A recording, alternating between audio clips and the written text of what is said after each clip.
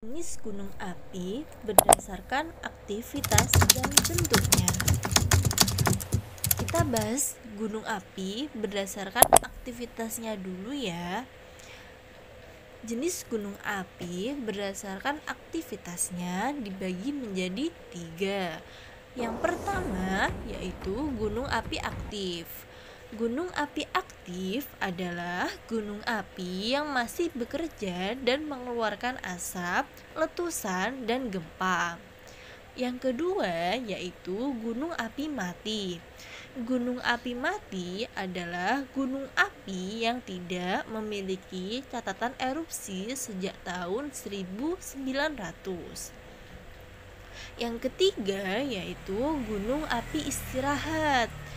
Gunung api istirahat adalah gunung api istirahat adalah gunung api yang meletus sewaktu-waktu lalu istirahat.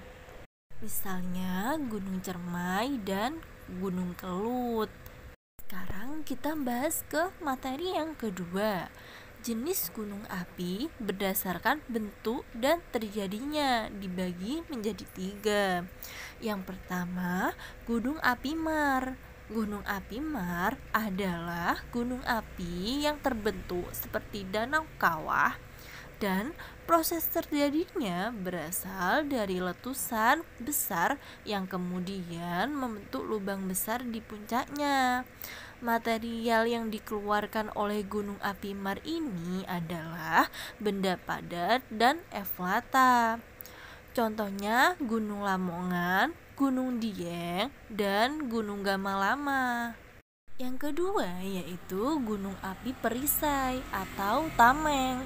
Gunung api perisai adalah gunung api yang terbentuk karena lelehan yang keluar dari tekanan rendah sehingga nyaris tidak ada letusan serta terbentuk lereng sangat landai yang kemiringannya sampai 10 derajat.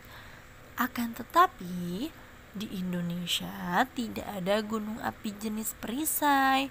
Contoh gunung api jenis perisai adalah Gunung Mauna Kea, Mauna Kea, dan Gunung Kilauea.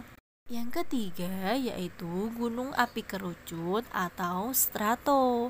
Gunung api kerucut atau strato adalah gunung api yang paling sering dijumpai dan bentuk gunung api ini memang seperti kerucut dan punya lapisan lava serta abu yang berlapis-lapis.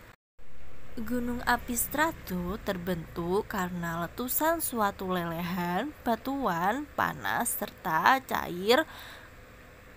Lelehan yang kerap terjadi inilah yang menyebabkan lereng berlapis dan disebut strato. Sebagian besar gunung api di Indonesia juga termasuk dalam gunung api strato.